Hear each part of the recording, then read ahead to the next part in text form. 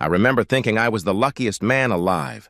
Nathan Cross, 35 years old, mechanical engineer at Henry Automotive, married to the most beautiful woman who ever looked twice at me.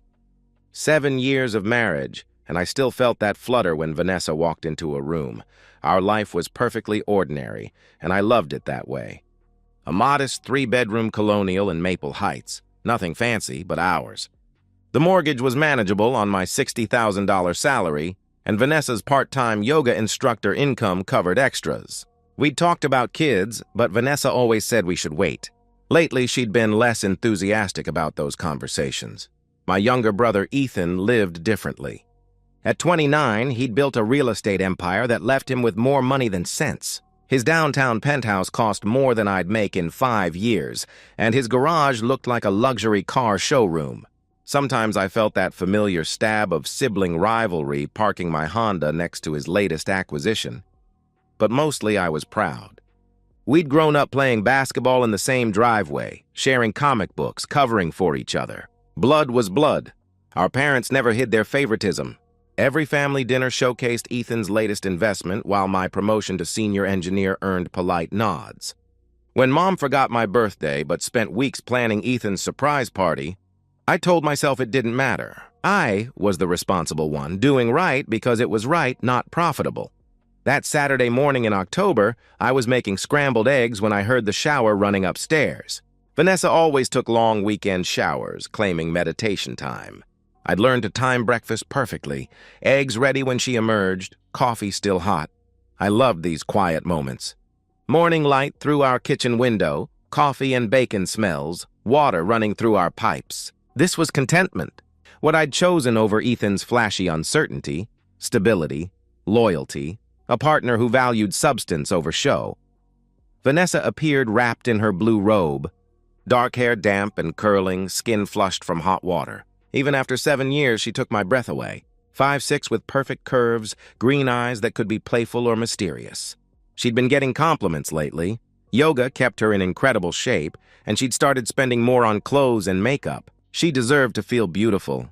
"Good morning, handsome," she said, kissing my cheek, leaving lavender shampoo scent. Her lips were soft and familiar. The same lips that had said "I do" 7 years ago, that whispered "I love you" every night. Morning, gorgeous. "Sleep well?" I replied. "Like a baby," she answered, grabbing coffee and adding exact cream and sugar amounts she'd used since we met. "What's the plan today?" "Thought maybe we'd tackle the garage, then grab lunch at that new place you mentioned," I suggested. "Sounds perfect," she smiled, warming my chest. This was my life. Ordinary, predictable, exactly what I wanted. Might hit yoga first, though. The Saturday session Sarah's been raving about. Of course. "Take your time," I assured her. We ate breakfast, discussing nothing important. Neighbor's fence, repainting the guest bedroom, Thanksgiving plans.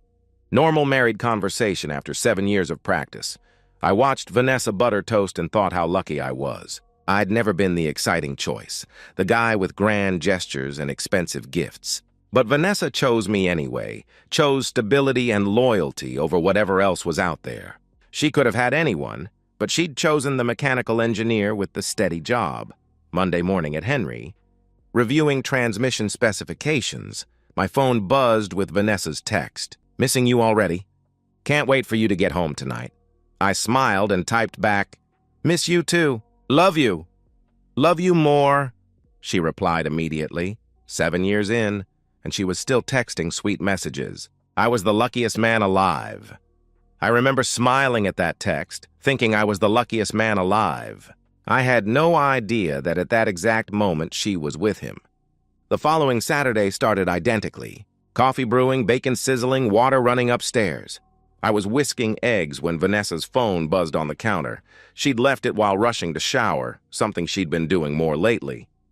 The screen lit up, and I glanced over casually. The message was from E. "Last night was incredible. Send me that photo you promised." My hand froze. The egg started burning, but I couldn't move. Something cold twisted in my stomach as my mind processed what I'd read. E-fire emoji. Last night. Photo. There had to be an explanation. Misunderstanding. Maybe Emma, maybe borrowed phone, maybe, but I knew. In that primitive part of the brain that recognizes danger, I knew exactly what I was looking at. I turned off the burner and approached the counter like a man walking to a cliff's edge. Vanessa's phone sat innocently, screen dark, holding secrets I wasn't sure I wanted. The shower would run 10 more minutes. She always took long weekend showers. My trembling hand picked up the phone. Screen lit up, still unlocked. She'd forgotten to enable auto-lock, something she'd meant to do for weeks. A tiny oversight about to destroy my world. I opened the message thread with shaking fingers. Photos loaded slowly, each one a knife to the chest. Vanessa in black lingerie I'd never seen. Lace and silk costing a fortune, bought with our joint account money while I worried about mortgages. Her body arched for someone else's eyes, pleasure expressions I'd never seen directed at me. Videos were worse. Her voice breathy and eager, saying words she'd never said to me, making sounds I thought only I had heard. But this wasn't with me. This was with E. Someone who made her do things, say things, feel things I apparently never could. Vision tunneled. Hands shook so badly I almost dropped the phone. This couldn't be real. Had to be nightmare, cruel joke. I forced myself to scroll up, seeing how long this had lasted. Months. Months of messages, photos, videos. Hotels I recognized. Hampton Inn on 5th Street, downtown Marriott, the boutique place where we'd celebrated our anniversary. Afternoon meetings when I was at work earning money, probably paying for those rooms. Lies about yoga classes, book clubs, girls' lunches, now transparent and insulting. The casual intimacy was worst. Inside jokes I didn't understand. Pet names that sickened me. Planning next encounters like the most natural thing, like I didn't exist. Like our marriage was just inconvenience to work around. Then I saw the message from 2 weeks ago. Your brother is so clueless. He has no idea. We can keep this going as long as we're careful. Your brother. The phone slipped from numb fingers, clattering on granite. My brother, Ethan. Golden child. Successful one, who had everything including apparently my wife. 2 betrayals at once. Wife and brother. The 2 people I trusted most, laughing about how clueless I was, how easy deceiving me was, how they could keep destroying my life with careful planning. Rage flooded through me. White hot. All-consuming. I wanted to storm upstairs, drag her from that shower, scream until my throat bled, drive to Ethan's penthouse and beat him bloody, burn everything down. But something else kicked in.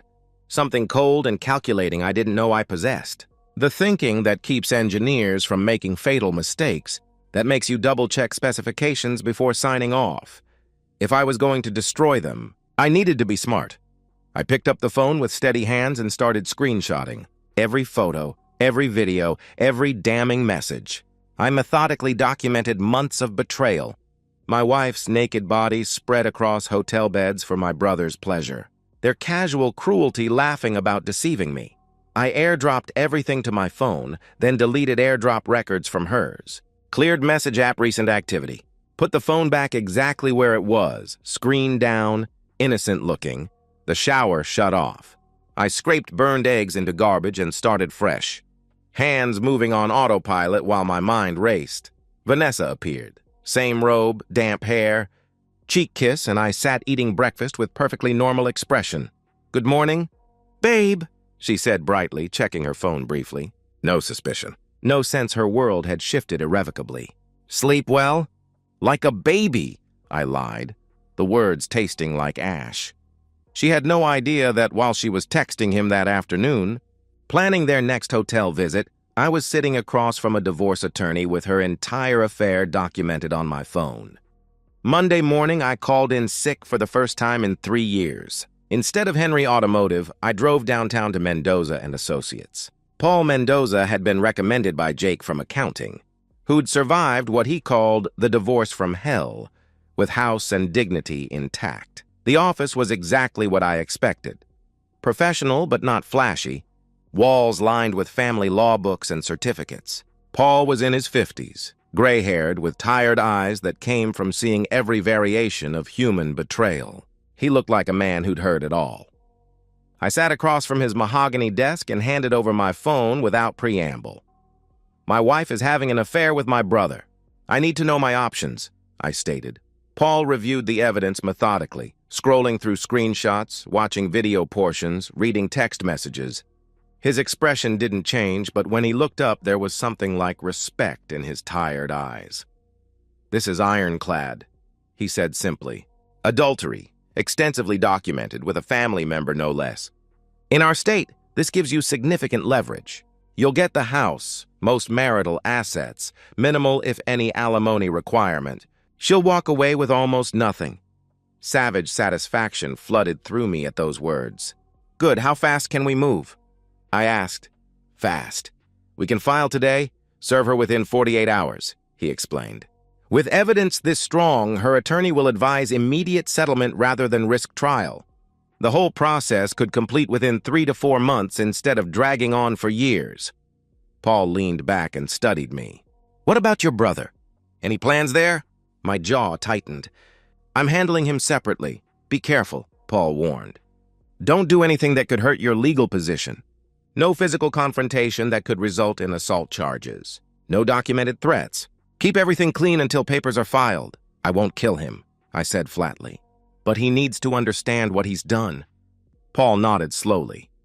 "I can't advise you on that, but anything you do should happen after the divorce petition is filed. Once legal process is in motion, it's harder for anyone to claim you're acting from jealous rage rather than justified anger." We spent the next hour dissecting my marriage like a business transaction. The house, bought before wedding but renovated with joint funds likely mine to keep. Savings accounts, retirement funds, car loans, credit card debts. I realized with bitter irony that I'd been funding the affair without knowing it. Hotel charges on our joint visa I'd assumed were girls' trips. Expensive lingerie purchases that barely registered when I paid bills. Restaurant dinners she claimed were book club meetings. Every lie had a paper trail and I'd paid for it all. "We'll file today," Paul declared, sliding papers across the desk. Divorce petition, asset division requests, temporary restraining orders on joint accounts. Once these are served, she won't be able to drain savings or run up debt in your name. I signed each document with steady hands, reading every line carefully before committing. This was the beginning of the end. First formal step toward destroying the life Vanessa thought she could maintain while betraying me. "One more thing," Paul said as I prepared to leave. "Document everything from this point forward. Every interaction, phone call, text message. If she tries claiming harassment or emotional abuse later, you'll need clear records showing you acted reasonably and legally." I shook his hand and walked out with divorce papers in a manila folder, feeling something like hope for the first time since Saturday morning. This was action, progress, systematic dismantling of the lie my marriage had become. The drive home felt different. I wasn't going back to our house. I was going back to my house to claim what was mine and prepare for war. Vanessa's car wasn't in the driveway. Another yoga class, probably. Another lie covering another afternoon in some hotel room with my brother. I walked through rooms slowly, seeing everything with new eyes. Not a home anymore, but an asset. A battlefield prize. All of it would be mine when this was over. The papers were filed. The evidence was documented. All that remained was letting them know their lives were over. I decided to start with my family. That evening, I texted Ethan. "Need to talk. Important. Where are you?" Response came within seconds. "At Mom and Dad's. Come over." Perfect. An audience. The drive to my parents' colonial house, where I'd grown up, now renovated with Ethan's money, felt like traveling back to a place where I'd been naive enough to believe in family loyalty. My hands gripped the steering wheel until knuckles went white. I'd planned what to say, but rage was a living thing inside me, barely contained by thin self-control. I walked through the front door without knocking, a childhood privilege I'd never use again after tonight. The scene was painfully normal. Parents on their leather sectional watching TV, Ethan sprawled in the recliner with expensive scotch, scrolling his phone and chuckling. "Nathan!" Mom stood surprised. "We weren't expecting you. Is everything okay?" she asked. I didn't answer. I walked straight to Ethan, grabbed his collar, and yanked him from the chair with enough force to send his scotch glass flying. It shattered against the hardwood, the same hardwood he'd paid to install. "What the hell?" Ethan started, but my fist connected with his jaw before he could finish. The impact echoed like a gunshot. Ethan went down hard, head bouncing off the coffee table, and I followed him to the floor. Every punch felt like a release valve, months of suppressed rage pouring through my knuckles as they connected with his face, ribs, anywhere I could reach. "You son of a bitch," I roared, voice raw and animalistic. "My wife? You're sleeping with my wife?" Blood sprayed from Ethan's nose across the expensive rug Mom was so proud of. He tried protecting his face, gasping and choking on blood running down his throat. "Nathan, wait!" he wheezed. "How long?" I punctuated with another punch to his ribs. "How long have you been having intimacy with my wife?" Mom was screaming somewhere behind me, but it sounded underwater. All I could hear was satisfying crunch of cartilage breaking under my fist, wet sound of blood hitting floor. Ethan's panicked whimpering as he realized I wasn't stopping. Dad finally got between us, his 60-year-old frame still strong enough to pull me back. "Nathan, stop! This is violence!" he shouted. "Violence!" I whirled on him, and he stepped back at the fury in my eyes. "You want to talk about violence?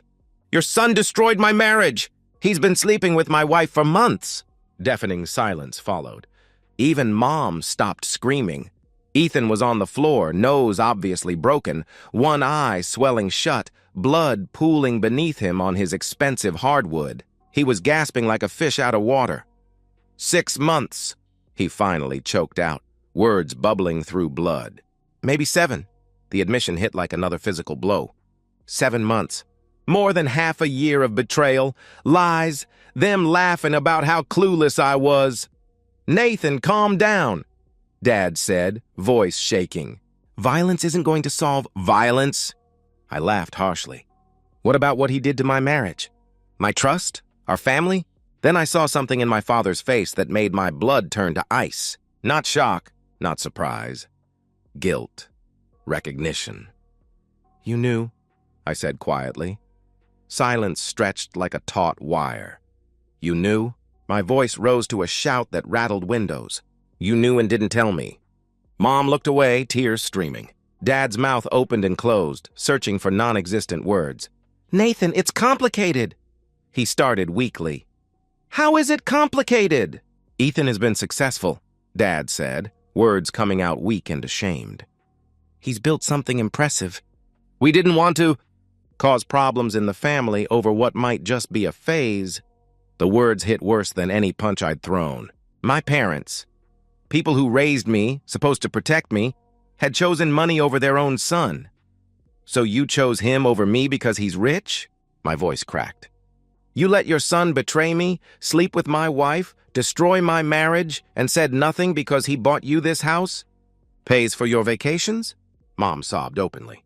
"Nathan, please, you have to understand. We thought maybe it would just end on its own," she pleaded. "I understand perfectly," I replied, my voice going dead calm, which scared them more than shouting. "I understand I was never good enough for this family. That no matter what I did, I'd never measure up to golden boy Ethan and his money. That my marriage, my happiness, my life, none of it mattered as much as the vacation home he bought you. That's not true," Dad said hollowly. I looked down at Ethan, still bleeding on his expensive floor. Part of me wanted to kick him while he was down. Instead, I stepped over him like garbage. "Stay away from me," I told him quietly. "Stay away from my wife. Sorry, your mistress. If I see you again, I won't stop at a black eye," I turned to my parents. "And you two? We're done. Don't call. Don't come to my house. Don't send cards. You chose him. Live with that choice," I declared. "Nathan, wait, please." Mom reached for me desperately, but I was already walking out. Behind me, I heard her sobbing, Dad helping Ethan up, expensive things being permanently broken. I didn't look back. Beating Ethan felt good. Cutting off my parents felt necessary, but I still had one more person to destroy, and she was at home, probably texting him right now, still thinking she'd gotten away with it. The drive home passed in a blur of streetlights and righteous fury. My knuckles were split and bleeding. My shirt had blood spatters, Ethan's blood, and my heart pounded so hard I could feel it in my temples. But underneath the adrenaline was something colder, absolute clarity about what came next. Vanessa's car was in the driveway. Home from another book club, another lie in the endless string of deceptions. I sat in my Honda for a moment, looking at our house, my house, and felt something fundamental shift inside me. This wasn't a home anymore. It was a crime scene where betrayal had happened for months while I slept beside her, trusting and oblivious. I found her in the living room, curled on our cream sectional in yoga pants and one of my old college sweatshirts, scrolling her phone with wine on the side table. The domestic normalcy was obscene given what I knew. She looked up when I entered, that beautiful smile spreading across her face. The same smile that had made me fall in love, that I'd thought was reserved for me. "Hey, babe, how was your evening with the guys?" she asked cheerfully. I hadn't told her I was going anywhere. She'd just assumed, the way cheaters do, projecting their deception onto everyone else. I didn't respond. Instead, I pulled out my phone, opened one of the videos she'd sent Ethan, and hit play. The volume was loud in our quiet living room.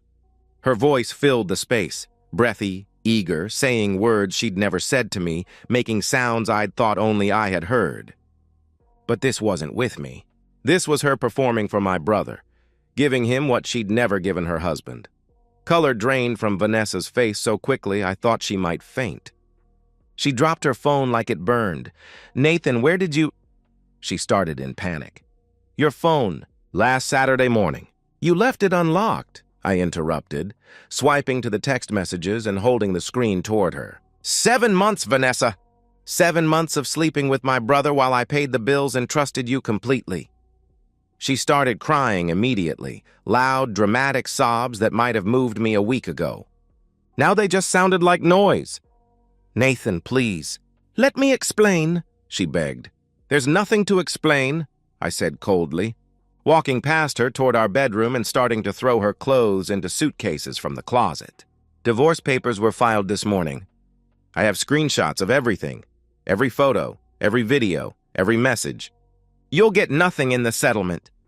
She followed me, crying so hard she could barely speak. "It was a mistake. It started at your parents' 4th of July party. We were drunk, and it just happened, and then it kept happening, and I couldn't stop." She sobbed. I turned on her with such fury she stepped backward. "You couldn't stop?" My voice was deadly quiet. "You couldn't stop betraying me? You couldn't stop lying to my face every morning? You couldn't stop texting him while I was at work earning money to pay for your hotel rooms?" "I love you," she sobbed desperately. "I still love you. Ethan was just exciting, different. It didn't mean anything. It meant everything," I replied, resuming packing and throwing yoga clothes and designer dresses into suitcases without care.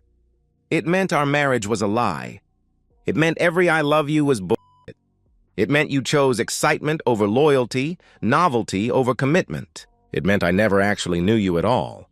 I zipped the suitcases closed and dropped them at her feet. "Get out, now. Where am I supposed to go?" Her voice was high and panicked. "Mascara running in black streaks. Call Ethan." "Oh, wait.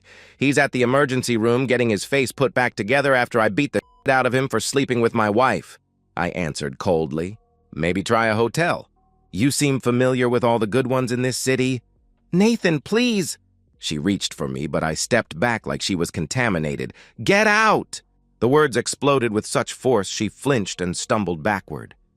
Vanessa grabbed the suitcases with shaking hands, her beautiful face destroyed by tears and terror and dawning realization that this wasn't something she could cry or manipulate her way out of. She turned back once at the doorway, looking small and lost. "I'm so sorry," she whispered. "I never wanted to hurt you." "But you did hurt me," I said quietly. "Every day for 7 months, and now you get to live with that."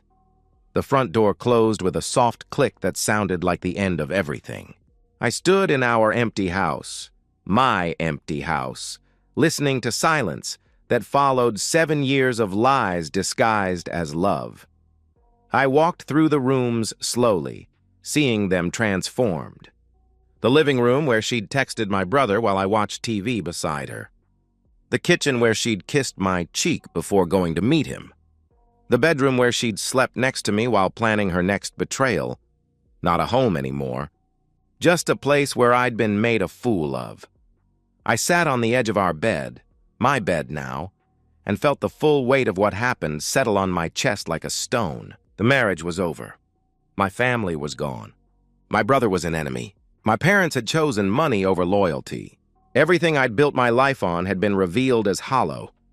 But underneath the grief was something else. Something cold and satisfied and final. They'd all underestimated me. They'd thought I'd never find out.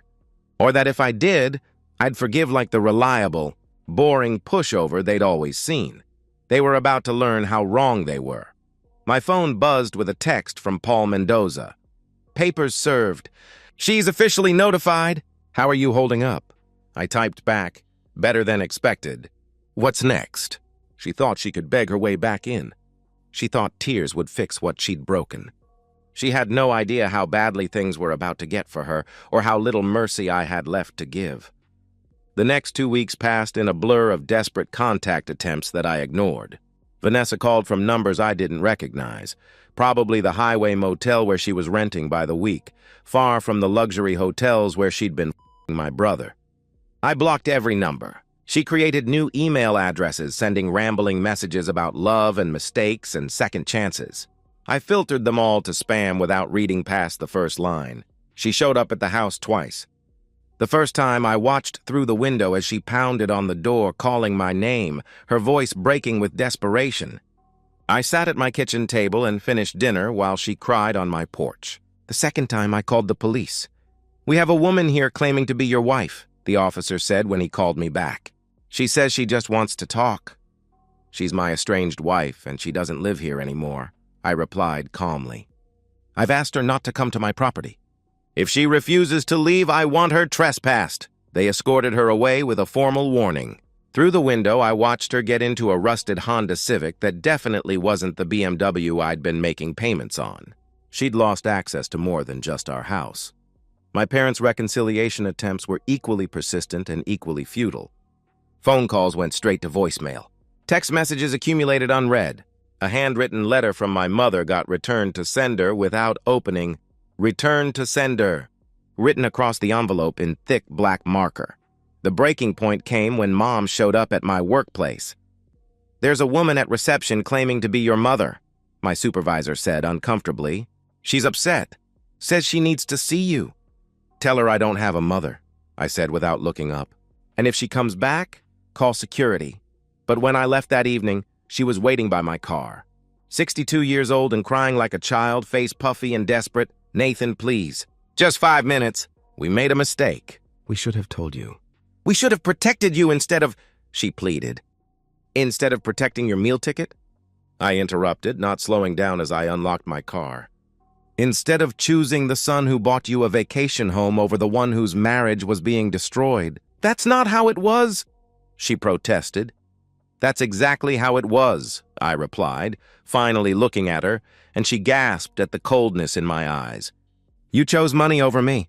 You chose Ethan's success over my happiness. You chose to protect the person who was betraying me instead of the person being betrayed. That tells me everything about what I'm worth to you." "You're our son," she whispered. "No," I said calmly, getting into my car. "I was your son. Now I'm just someone you used to know." I drove away without looking back, leaving her standing in the parking lot like a stranger.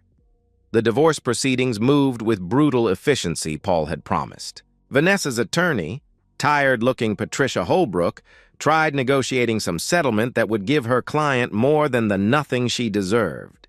But there was nothing to negotiate. "Your client committed adultery with the petitioner's brother for 7 months, Paul told her during a conference call. "We have photographic evidence, video evidence, and months of documented communications. In this state, that constitutes grounds for an at-fault divorce with significant financial consequences." Patricia's sigh was audible. "My client is willing to accept responsibility for her actions. She's hoping for some consideration regarding spousal support." "No spousal support," Paul cut her off. "No alimony. No ongoing financial obligation. She gets her personal belongings and whatever settlement the court deems appropriate for someone who destroyed a 7-year marriage through infidelity with a family member. Through a mutual friend, I learned Vanessa had tried going home to her parents. She'd driven 2 hours to their small ranch house with suitcases and sob story, expecting unconditional support. Her father, Tom, had listened in stony silence. When she finished explaining how it had all been a mistake, how she needed somewhere to stay, he'd looked at her for a long moment. "You cheated on your husband with his brother for 7 months?" he asked quietly. "Daddy, it was complicated," she started. "No, it wasn't," Tom replied, his voice flat and final. "You made a choice every single day for 7 months to betray the man who loved you. You destroyed your marriage for what? Excitement? You threw away everything good for cheap thrills." "I need help," she pleaded.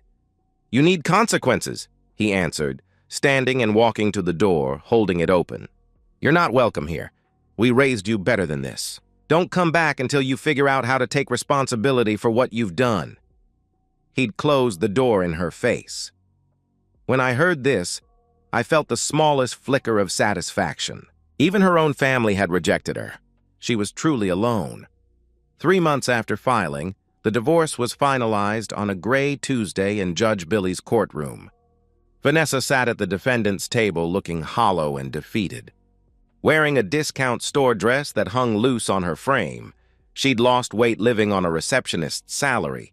The settlement was everything Paul had promised. "I kept the house, savings, retirement funds, the newer car." Vanessa walked away with $6,000, enough for 2 months' rent if she was careful. That was it. 7 years of marriage reduced to barely enough money to start whatever new life she could scrape together. "Do you understand the terms of this settlement?" Judge Billy asked her. "Yes, Your Honor," Vanessa whispered. The gavel came down with finality that echoed through the courtroom. Vanessa started crying again, but quietly this time.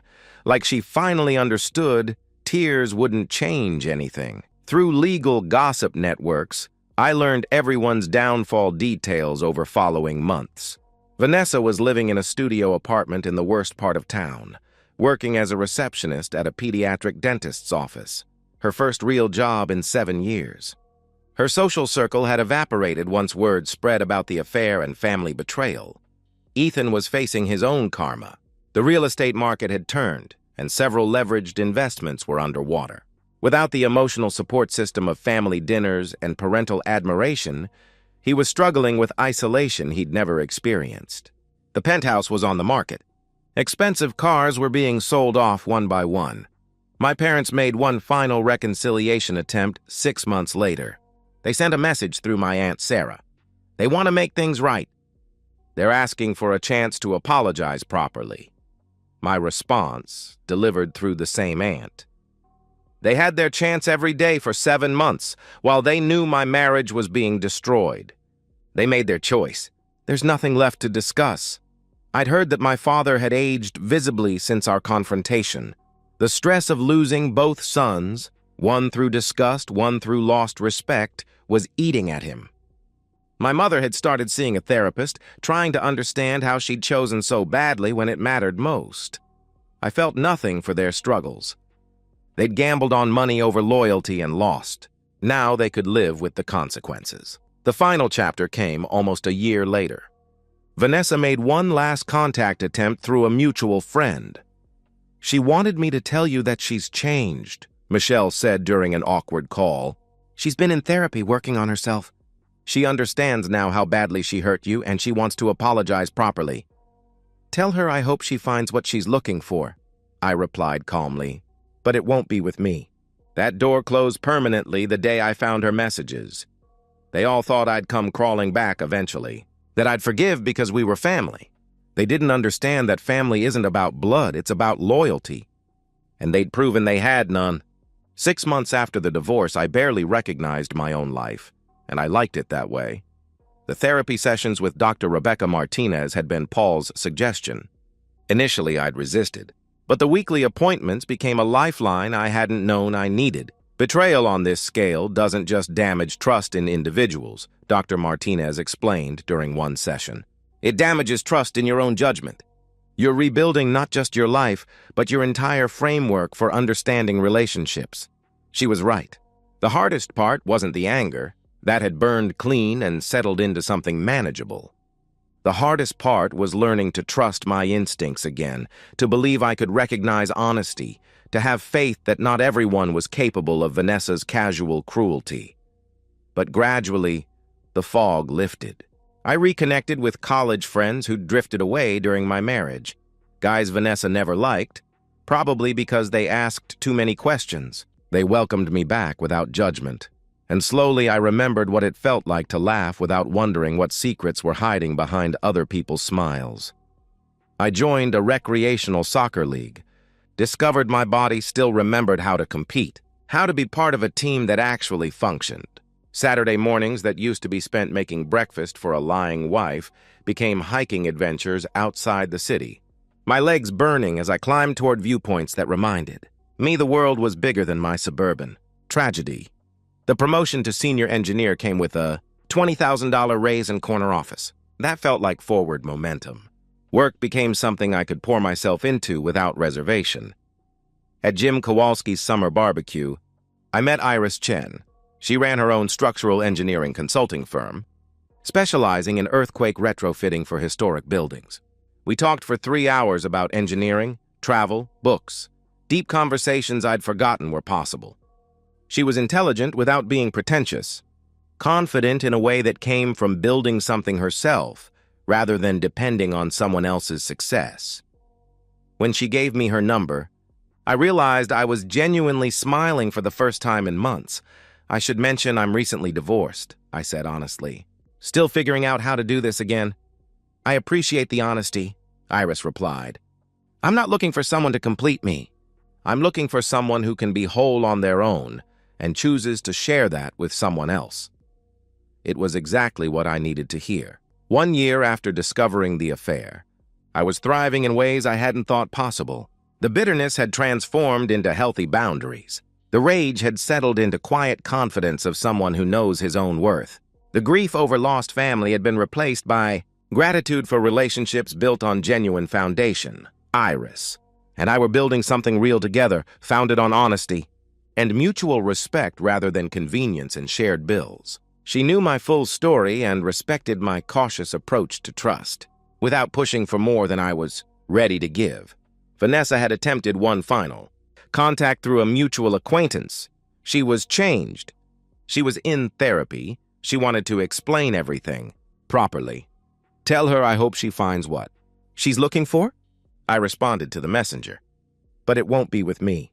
That door closed permanently the day I found her messages. My parents were still estranged, and I felt no urge to change that. They'd sent a Christmas card to my new downtown condo. I still had no idea how they'd gotten the address, but I threw it away unopened. Some bridges, once burned, aren't meant to be rebuilt. Standing on my balcony on a clear Saturday morning, coffee in hand and Iris still sleeping peacefully in my bed, I thought about that morning a year ago when I'd picked up Vanessa's phone and watched my world shatter. The man I'd been then, trusting to the point of blindness, accepting scraps of attention, settling for mediocre marriage because it felt safe, seemed like a stranger now. They'd all underestimated me. They'd seen the quiet, reliable brother and husband and son, and assumed that meant weak. They'd confused kindness with stupidity, loyalty with naivety, stability with desperation. They'd been wrong about everything. The best revenge wasn't the legal victory or financial settlement, or even watching them face consequences. The best revenge was this: building a life so much better than what I'd lost that I could look back on their betrayal as a favor. I was finally the author of my own story, not the supporting character in someone else's drama, not the reliable backup plan, not the convenient fool. I was writing my own life now, surrounded by people who valued honesty and loyalty because they possessed those qualities themselves.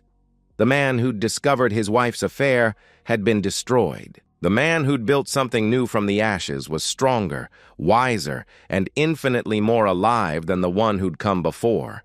And that was the best possible ending. And that's the end of today's story. If you enjoyed it, please give this video a thumbs up and drop a comment below. Your support helps the algorithm push my content further. If you're new to the channel, don't forget to hit that subscribe button. It really helps me keep creating more stories for you. Thanks for watching, and I'll see you in the next one.